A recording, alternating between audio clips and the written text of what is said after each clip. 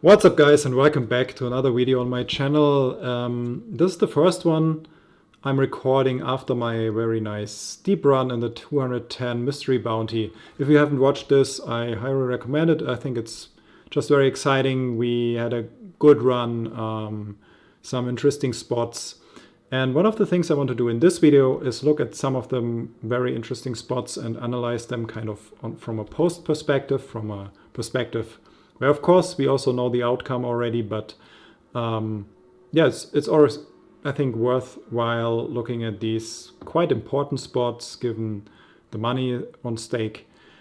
And before I jump into it, let me just give you a tiny outlook on what's coming on this channel. So I'll be recording this video where I just solely have some post analysis of the hands played, of a few specific hands that were of interest in the previous tourney. Then I'm going to record a poker session either today, if I can still get to it, or on Sunday, tomorrow.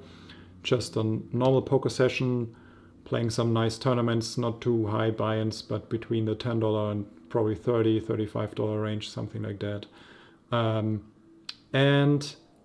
Last but not least, on Monday I want to have a challenge video like the bankroll challenge that originally started this channel. I want to continue it because our bankroll in there is still around $40, and I think we still have a good chance to go from there to $100 and step by step grind our way up to the mega goal of 10K.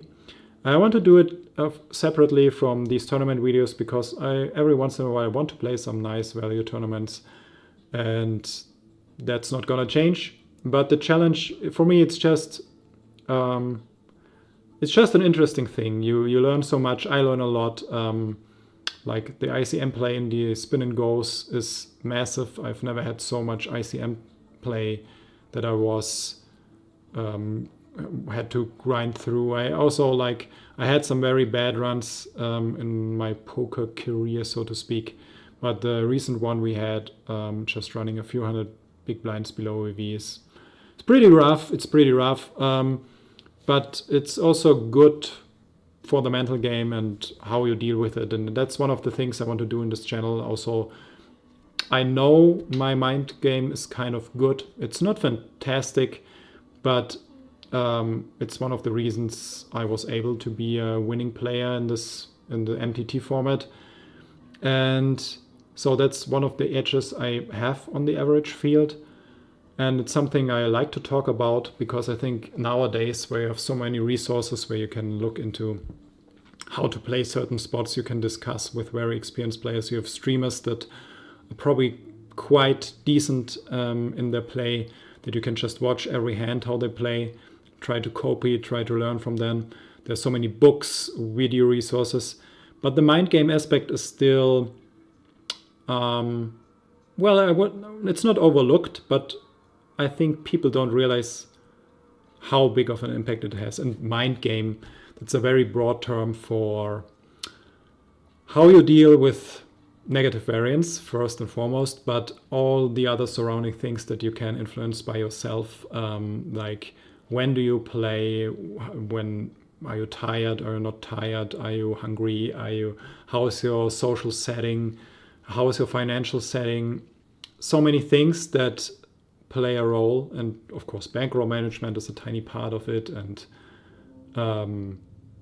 game selection, and so on and so on. So I think it's a very interesting part that I just like to talk about, and it's something I will do every once in a while in this channel. But I also like to show how I deal with certain spots, and I think there's also a balance to be made. Like, do you just suppress your emotions, which I had a phase where I did that many years ago, but I think there needs a balance. You should kind of be able to express your emotions in the moment. You can be angry if your ace is getting sucked out by 7-9 suited from a donk player that kind of like sucks out on the turn, stuff like that. But the difference is like, how can you deal with this emotion compared to your play, and is it something that sticks to you, that just grows, or can you release it and take the spot as it is and maybe even see the upside of it? There's a player that wants to donk off all their chips with 7-9 suited when they only have 16% equity or something like that. So a lot of talking, but maybe you'll find it interesting. And so these are the things, the 3 videos I'm gonna do. Poker grind, now an analysis of my recent one, and poker grind, I mean tournament grind, and then something also considering the bankroll challenge I have. And one last thing I'm gonna release, it will be a quick video, just 5 minutes. It's about the giveaway I'm making. It's something that came to mind, like I probably do every time I have a nice big win, a tiny giveaway to my subscribers. I already know like how I want to do it because it's not so easy to verify. I really a subscriber, blah, blah, blah. But there's a good way to do it. I'll put in a step-by-step description to that video where I also explain to you how we're gonna do it. Just one tiny thing, so you already know, if you're not subscribed, you cannot take part. And another thing, there's a privacy setting, so I am not able to see if you're subscribed or not. Right now I have around 150, 140 subscribers, and I only see like 30 to 40 of them, the names of your channel. So you need to kind of set this privacy setting in a way that I can see it. I will figure out how to do it and explain how. It's unfortunate, but that's the only way I can verify you're actually a subscriber. I understand if you want to keep your privacy. I'm a privacy person kind of myself. Well, not really now. I'm putting my face out there. But yeah, it's just a trade-off. If you want to take part in the free raffle where I'm giving away a tiny thing that most poker players probably like, you need to change that. But I will explain how. And yeah, that's it for now. Enough talking. Let's jump right into it, because here I want to look at some certain hands we played. I have this equity calculator, which we will be using later. It's very old school, but it does its job, and we will need it in at least one spot, maybe a few more. But before we do that, I want to have a look at this hand. I think it's interesting because we have Jack deuce suited, which of course is one of the worst hands. There are worse hands like 7 deuce, like everybody knows. But so why did I even play this hand? Let's have a look. We are the second biggest stack on this table, which is fantastic because of course we want to collect bounties still. A bounty on average is like around $1,100, maybe a little more, maybe a little less. Probably less because some of the big bounties were already taken. But that said, it means, for example, if he jams, we actually have like to give it at least a thought. Do we call with Jack deuce suited? Sure, it's a terrible hand, but against ace king, ace queen, not ace jack, but a lot of hands that he jams here, we have decent equity. We might have 30% or something, and we are not playing for his chips, of course we are, but on top we are playing for a bounty that's on average $1,000. So that said, I still think it's a very close fold, but it is a fold probably. Yeah, I'm just saying, these spots, really think about it. All the others, they have much more chips, so we don't want to call definitely any of the other raises all-ins. But that said, I opted for, so I just want to point out why I did this play here. Barry all-in is raising. Let's compare it to him min raising. If he min raises, I could probably still peel, and if there's a check or we have an open ender with the deuce or something, we can get our stacks in. But I still hate the defend against Barry all-in because he has all the better checks that he raises, Jack 10, Jack 8, Jack 9, maybe even Jack 6 suited, even ace deuce, maybe 5 deuce suited, probably not, but you never know. But so he has us dominated a lot. However, the check is not a great blocker. It's better than having just deuce 8 or deuce 6 for sure. So the check blocks some queen check, queen, king check, ace check hands that have a hard time folding here.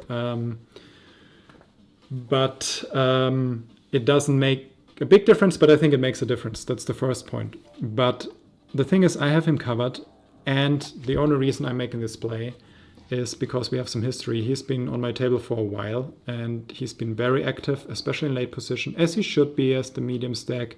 He, of course, needs to be wary of me, but he has the other people covered, and they have tight stats.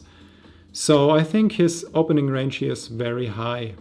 And for that reason, I could almost be playing any two here. I like that I have the check as a blocker. I prefer a queen or a king, or maybe even an ace as a blocker.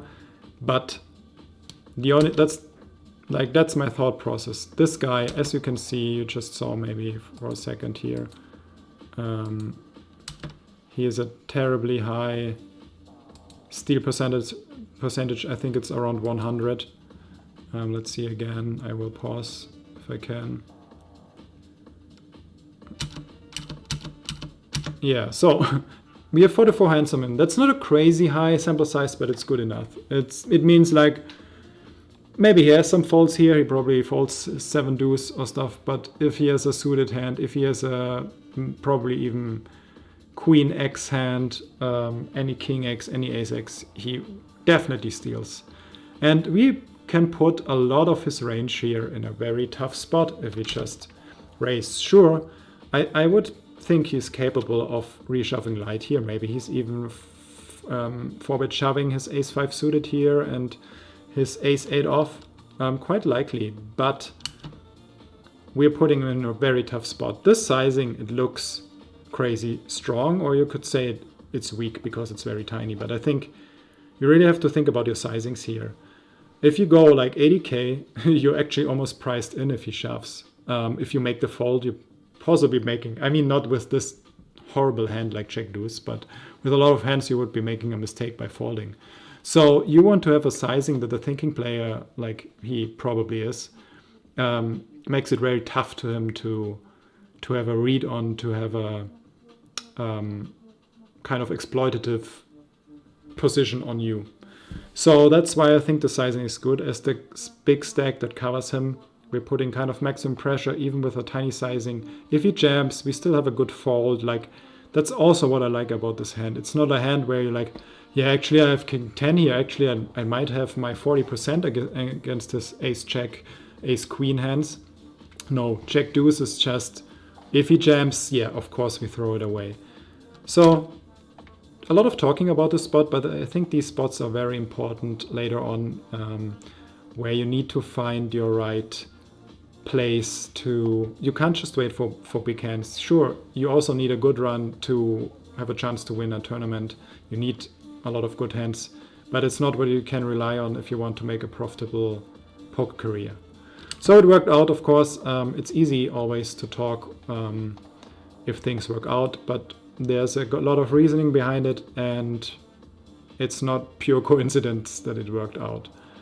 So another hand, and that's the one I want to use my equity calculator, I think. Skip ahead a little bit. I think it was around the 30-minute mark. Okay, let's have a quick look at the 8-8 hand here. I think it went through. But this is also, you really have to think, if you raise this hand, what do you do against certain players? So this is under the gun. You could make a case for shoving, but 17 big blinds, I think it's just stupid. Well, stupid, like not wise to do, because there's a high chance someone wakes up with another strong hand and then you're flipping, or you're way behind. There's nothing else. Almost no player would be shoving sevens. Maybe him and maybe more these two, but despite the sevens that might be raising or shoving against your eights here, they have all the stronger hands that have you totally crippled with eights. So it's a nice hand to raise, and probably to call from against a very aggressive player like him. He has all the king queen suited and ace x hands that you're flipping against. And also to think about if you want to call the stacks that you have covered. Personally, I would have snap called Barry, and against him I would have thought about it. I honestly don't know. I think it's close. I think it's probably a close call, given the fact that he has so many strong ace x hands that you're flipping against. But it's very close. Like, you're not happy if he jams and you're not snap calling here, even though we have him covered at least and a chance for his bounty. So yeah, I think everything went through. Yeah, everybody folded. So the very interesting, yeah, this is the mega, this is probably the hand of the tournament in terms of most interesting factor. Not the fourth, but the next hand. Let's skip ahead real quick. So the fourth, we of course raising and hope. We would probably not call Barry here. I don't know.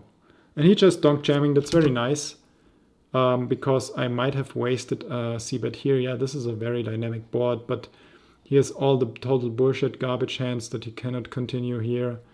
It's not great for our range. He also has the 7-6, 10-7, all the straight draws, all the mate straights, a lot of one pair hands. It's very borderline, but I still want to bring in a tiny c-bet to at least fold out all his junk that he would start bearing on the turn, and then we also have to fold. So that said, he just donk jams, which is a big mistake on his hand. It's just a big mistake, whatever he had. He can still, even if he wants to jam, he should still check raise or donk tiny, or I don't know. I think it's a big mistake. I can't imagine a hand that makes sense. That said, we have a snap fold. We would have had our set on the turn, but whatever, just normal. And now, the most interesting hand ever. So,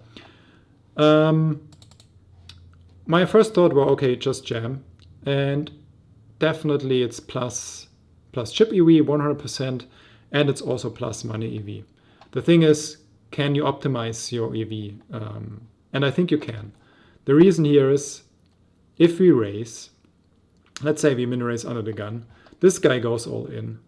Now, him having us covered and him covered, and him, having all of us covered, they are very, very inclined to rejam light on us, because these three big blinds don't matter to their stacks. Almost, there's no difference, but they want this bounty.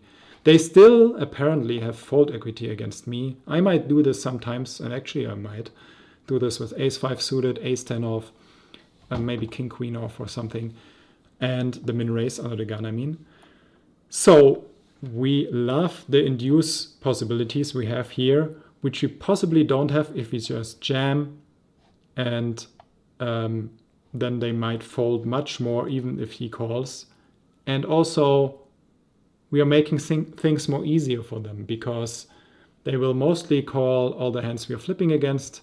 Some weaker pairs like 7s plus possibly, especially in late position if no one else can do something. And of course all the stronger hands that have a speed. So what I'm saying is you're printing here if you shove. But if you min raise, I believe, you have a chance to make more money in the long term. Of course, sometimes, and that's a little problematic with him, he defends or he calls and he defends, and then we have a problematic flop where we might put in or might not put in a c-bet and have to fold against action. Yeah, that's the trade-off, and it's close. I think it's a very close spot, but I like the min raise for the reasons I made. And now comes the spot where I want to look at our equity calculator, because I think this is the most probably polarizing debatable spot here. So I'm in raise, he jams. I know 100% I'm gonna call his jam here. Why? Because I think he's capable of doing this with 8s, sometimes 9s, most likely most of his 9s or all of his 9s. A lot of ace check suited plus, ace queen off, ace king of course, all these hands. Maybe every once in a while crazy king queen suited. I don't think king jack suited, but you never know, people are crazy. So maybe he's crazy and does this with ace-5 suited, which he shouldn't of course, but you never know. So I have a snap call against him, even though I'm not like fist pump snap call, super happy, 100% ahead, but I think still a good chance we are just flipping, and sometimes we are even ahead here. So if you would fold against just his jam, everybody else folding, I think you would be making a massive mistake. Now, another stack that has both of us covered, rejams. under the gun 1 jams and he rejams. And now we really have to think in ranges. What does that, and will you still be making enough money that justifies a call here? So I want to put in some ranges here. So we are under the gun. We have 10 of diamonds, 10 of hearts. So we do the suit selection. So it's just this one. Yeah, that's our hand. Okay, that's us. So the next player, I already said I give him a range of, hello, probably I would go 8s plus and include some crazy hands. I wouldn't include King 10 suited. I don't think he's suicidal because King 10 suited shove is kind of suicidal here. Ace check off. Okay, let's be super crazy. So Queen check suited. I honestly can't see it. But suit selection, we do some suit selection with the King check suited. We say I say he does it with one of 4 King check suited because he's not crazy. I think he might min raise the King check suited if he's crazy, or flat. And every once in a while he also jams. So I put in 1. King queen suited, I would put in half. I still think it's probably not the worst rejam you can make, but it's also kind of crazy. So we put in 2. Yeah, let's just take 1 with our suit and 1 without, I don't know. Yeah, he does this with 8s, but maybe not all. I also want to have some selection here, so let's use half of the 8s.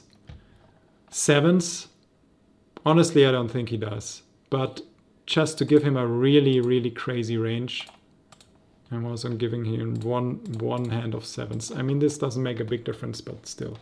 Ace check off, I don't think he does it a lot, but let's have it in there, just like one quarter or something. How many are there? It's 1/4. So, okay, sometimes he does it because he's super crazy. Ace queen off, I give him, so we don't give him ace 10 suited, that would be just good. I give him all the ace check suited. Actually, no king queen off. I think that's just crazy. So that's his range, okay, against our 10s, and I think we are kind of flipping here, just the 2 of us. Yeah, actually, we're even behind. I mean, I think I gave him kind of a loose range, not super loose, but... And the thing is, we probably have to exclude some aces. Why? Because I think he's just gonna re-raise some of his aces. So yeah, he jams a few, but not all. Let's say half of them he re-raises. Kings. Okay, let's do the same with the kings here. So all I'm doing now is giving a range that is very in favor of me probably calling his jam. Because if I exclude some kings that he jams, so I exclude 2 of the kings that he jams here, because I'm saying the kings he would be raising. So that means that our equity should get better and we probably should call. And yeah, it's 50-50. So as I said, I would snap call against his jam here. And as you can see, there's already some money in the pot, quite a bit of money actually. So our 2.1 big blinds and 2.5 from the blinds and the ante. And now he also jams for our remaining 11.8. So we're getting a fantastic price. That's justified by far by this equity. Even if he would have a stronger range, it would still be justified. But now this guy is also involved. And now things, in my opinion, change a lot. Because unless he's a super maniac and just doesn't give a shit and wants to gamble here all the time just because it's 2 bounties, he should have a decent range. And I'm saying, yes, he does this with some 9s, but definitely not all, because everything else would be super crazy. So I'm saying he even does this with half of his 9s, which is already a crazy assumption. He does it with half of his 10s, because I think he does not always do that. So we, again, choose half of it. He does it with all of his jacks, with all of his queens, with all of his kings. And I think also with all of his aces, unless he's stupid and thinks it looks weaker just to flat here instead of rejamming aces, which, if you think about it, does not make sense. Of course, he has all the ace-king suited here, I think. All of them. I think probably all the ace-king off because we are not all in already, so he gives us some folds here. And he's blocking the strongest of our hands, the kings and aces. So I think it actually is a fine rejam. Not a happy one, because he must know that he's also often flipping against him and very rarely behind. Mostly flipping and sometimes way ahead with his ace-king. But yeah, so ace-king. I wouldn't give him ace-queen off unless he's crazy. So I give him some ace-queen suited. To be honest, I don't give him all of the ace-queen suited because... let's give him 3. Yeah. So that's his range. Some 9s, some 10s, all jacks, all queens, all kings, all aces, ace-king suited, ace-queen off. I don't think you see ever king-queen suited here, king-jack suited, unless it's a misclick. And no, you don't misclick the situation, do you? We could add like one thing of ace-queen off, but I think... Okay, let's do it, just for the sake of giving him a really crazy wide range. Ace-queen off. Let's put in 2 of the, 12 combos. And now let's evaluate our equity. So we had 50-50 before. Now we have 28%. And I think this is already a very generous range for under the gun plus 2. Generous meaning very wide. We have 28% equity. So in 28%, we triple up, which plus the chips that are already in the middle, which is not too much, but it's already 5 big blinds. So you could almost say we're getting the equity here, actually. Like, we would need to win 1/3 of the time, which would be 33%. To justify the call if there's not already something in the middle, but there's already something in the middle. So the 28 is on the edge. It's okay to call, kind of, and okay to fold. Why do I think the fold is better? If we assume these ranges are correct, I think because preserving in a tournament, that's one fundamental truth about tournaments. There's always ICM. Meaning the worth of chips won is less than the worth of chips lost. So if you're getting right on the edge of the right odds, which we are getting here with 28%, really right on the edge, it's actually a fold. So yeah, I think the fold is great. And now I want to do something. I want to exclude his 9s and his ace-queen off. And against him, under the gun, no, that's me, under the gun plus 1. I want to exclude the 7s. I want to exclude the king-jack suited. And yeah, ace-jack off, let's also exclude it. And now let's recalculate. I think this is a more realistic range. We had 28. Now we only have 26. So I think this becomes a clear fold. One very interesting thing to mention from my side here, things would be different. Let's say he rejams, he calls, and now spade no ace rejams, or even John Smiley rejams. Then I snap call. Why? Because again, well, with spade no ace it would be close, but I would probably call. But the thing is, it's a big difference if you rejam under the gun plus 2 against 2 players, one already all in, or if you're late position because less players have to act, your range doesn't need to be as crazy strong. And also, for example, if he calls, they're even more inclined to go along. If he folded, right? They are even more inclined to go along because they only have to win against him, basically, to make a nice profit plus a bounty. And if they also win against him, they make 2 bounties, and that's a lot of equity in dollars.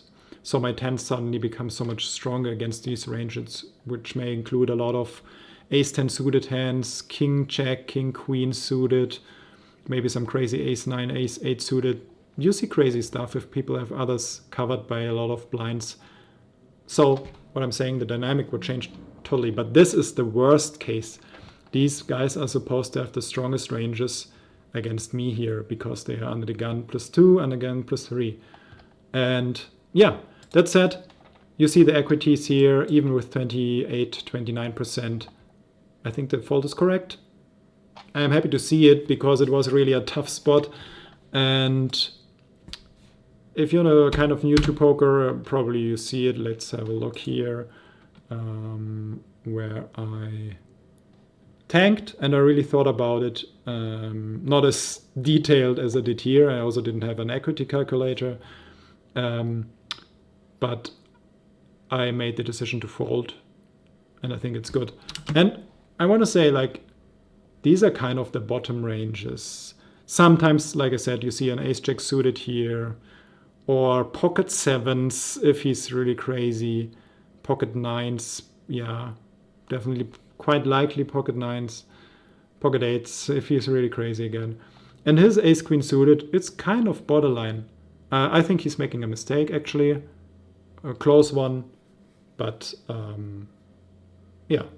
I think it's a slight mistake with his very nice deck. He wants to wait for better spots, you know. He has him covered, me covered, him covered, him covered, him. So he has everyone covered except for John Smiley. No, I think, how much? No, he has everyone covered except for him. So he has a lot of people covered, I'm saying, and he can wait for better spots, not against an under the gun race plus an under the gun +1 rejam. So I think his ace-queen suited is a mistake. A tiny one, meaning, I don't know, it's hard to put in numbers, but I think it's a mistake. Close, though. That said, a lot of talking about one spot, but I think it's really worth thinking about some of these things in retrospect. Yeah, crazy, fun, and this was a nice call. I think I was quite happy with the result. Let's have another look. I have 2 more spots I want to check, 1 or 2. And the last video, I think it was around the, what was it, 3-minute mark? Let me check. Ace-8 here. It's interesting. Yeah, this is, I mean, I already talked about it in the original video. It was a weird spot. Really weird. We have so much backdoor stuff on this flop that I wonder what is the threshold, which c-bet do we still call, because we are very shallow, so the backdoor stuff is not worth too much. But I think you have to call like a 2 big blind bet probably, and then commit to it if there's a check of clubs or a 7 of clubs, especially a 7 of clubs on the turn, or yeah, and just commit to it. But it's kind of difficult to play. This is, of course, I wasn't too happy about this turn, and there's one reason. He is supposed to c-bet a lot because he has us both covered and he wants to put maximum pressure. If he checks here, I give him a lot of strong aces with some backdoor quality. I mean, that this is the diamonds makes it less likely that he has an makes it impossible that he has an ace, let's say ace-8 of diamonds, which he probably should better check here or bring a very tiny c-bet. But still, I think he's checking back a lot of even ace-queen of hearts and similar hands here that totally have us crushed now. So I wasn't super happy with it because I think, even though we have the ace, but yeah, he has us crushed quite a few times. And he might, if he's crazy, I think he shouldn't on this flop, check back some sets here too. Yeah, and now he brings the c-bet, so I don't see any reason to raise this. If you raise and get called, you most likely dead, unless he has the open-ender like jack, nine, queen jack of diamonds or something. But this is just a pure call every time. You also can't fold. I mean, I would understand if you fold, but I think, of course, it's also a mistake. The problem is, what do I do if he jams here? I think now Yeah, we might be chopping some, but actually all the aces that he's supposed to check here on the flop are the ones with a better kicker, like jack, ace, ace queen, ace king. So if he jams here, I'm not sure if this is a call or not. I could see a fold. I would probably have called, but it's crazy spot. I was just glad to check it down, just take it down here. Yeah, I think he probably should bring the c-bet here because he's also blocking the queen check that definitely want to continue. Some king 10, queen 10 hands that have, of course, the top pair on the flop. So just a c-bet from his side. Tell me if I'm wrong. But yeah, interesting one. There was one more like this hand, yeah. So the king 10 here. I want to talk about this one. Because this is, I think, possibly, I mean, I made a lot of mistakes. I always make mistakes during my play. I try to minimize them as good as I can. But I think this was one of the biggest mistakes in a way. Not like, the problem is, I don't see a big mistake in terms of equity. I just see there are spots you want to avoid in poker. And usually these are the spots where it's very difficult to make the right decision and a high impact on your ability to continue the tournament if you make a mistake. So these combined. And so we have king 10 against a very early position raise, and I'm checking him here. Is it him? No, this is some other player I'm checking just now. I checked him, but now I'm checking him. He has very tight stats, but he has 31% steal over 122 hands. And unfortunately, you can't see like in which position he tends to steal this, because some players like to do it from early position a lot. Some players do it from middle position, some from late position or the blinds. This makes a huge difference. This number is not, yeah, it says something. He likes to steal, but it doesn't give us all the information. So unless I would have really made a mental note whenever he's opening from early position, which I didn't, this numbers, we have to be careful about it. So that said, he has very tight stats, except his steal rate is kind of high. So I can't just blindly rejam here and print money. I really can't do it with king 10. You could think about it with king queen. But I think it's kind of very close. I wouldn't hate the jam with king queen here, but king 10 is just, I think, a mistake. The question now is, do we defend or not, given that our information on him is quite limited? And to be honest, I think we want to wait for a better spot where we just can jam our 10 big blind stack, 11 big blind stack all in by ourselves, maybe 3-bet jam if you have a really strong hand. But this, it's a marginal defend. It looks okay. 1 big blind into 4.4. I think it's a very tiny mistake. And the reason is we really want to protect our few big blinds left. And we want to give us the best chance if we have a hand or a spot to double. So if you only lose 2 big blinds now, it's 4 that you lose if you have a chance to double. So that said, I think in retrospect, I just want to fold.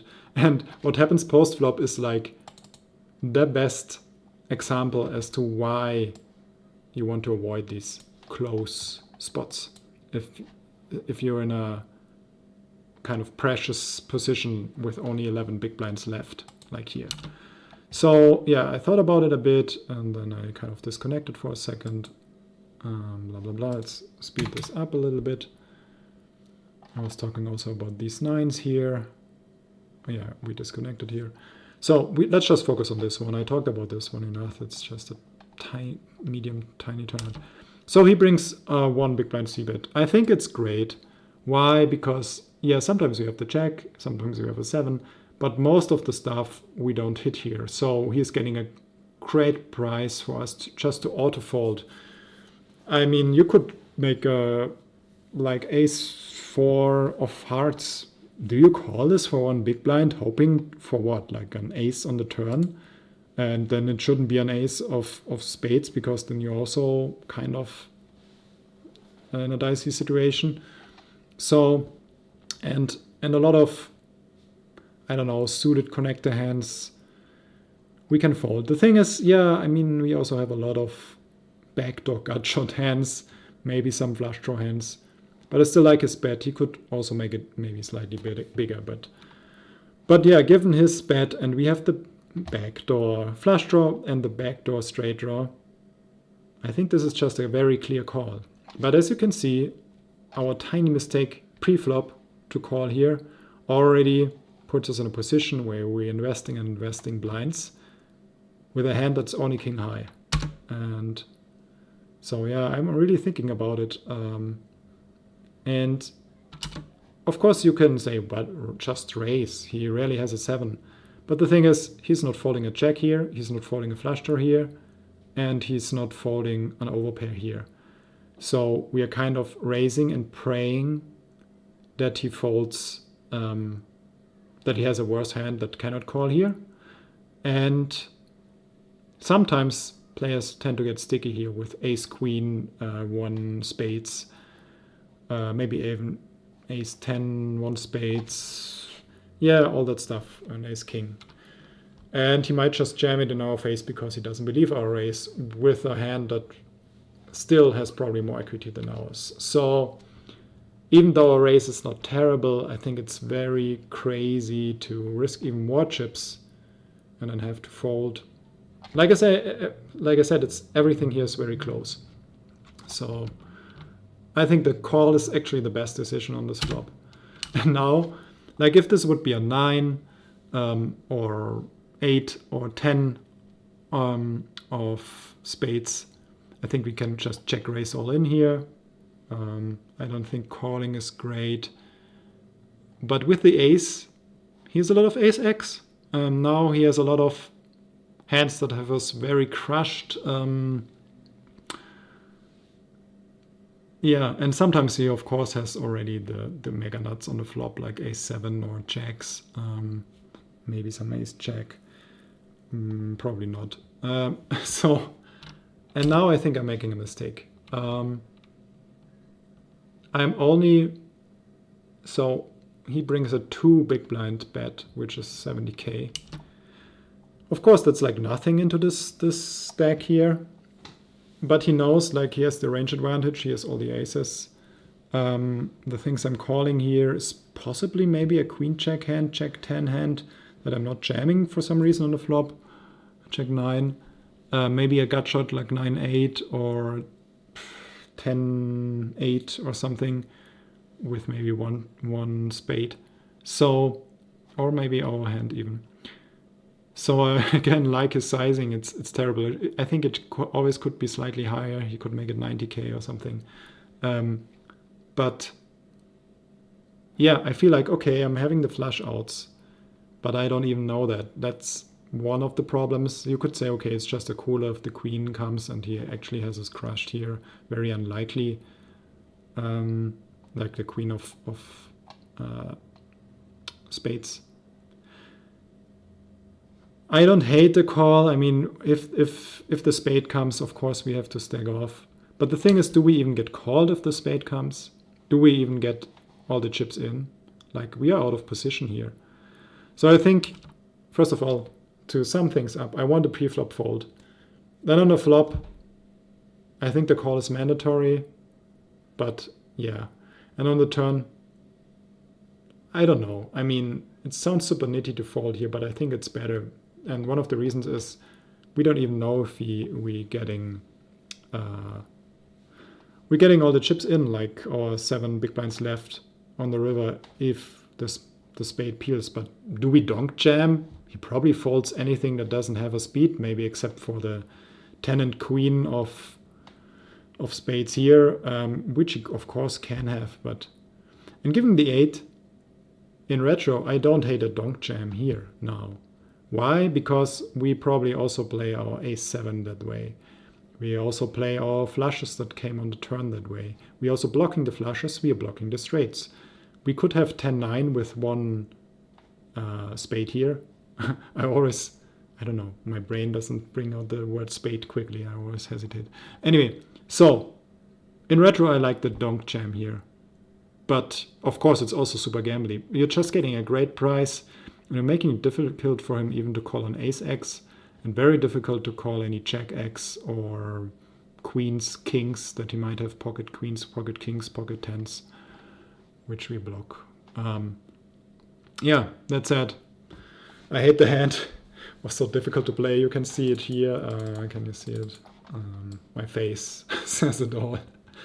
Yeah, that's all. A lot of talking about a few hands. I still hope you enjoyed it. Let me know what you think about it. And if you have any comments about some hands, I'd love to hear it. And yeah, thanks again for watching. Stay tuned for my next video, which will be the explanation video for the giveaway. If you haven't subscribed, please do so. I'm giving away some stuff here, which I will show in the next video. And yeah, thanks for watching. Thanks for talking. Good luck at the tables, and see you guys and girls very soon. Bye-bye.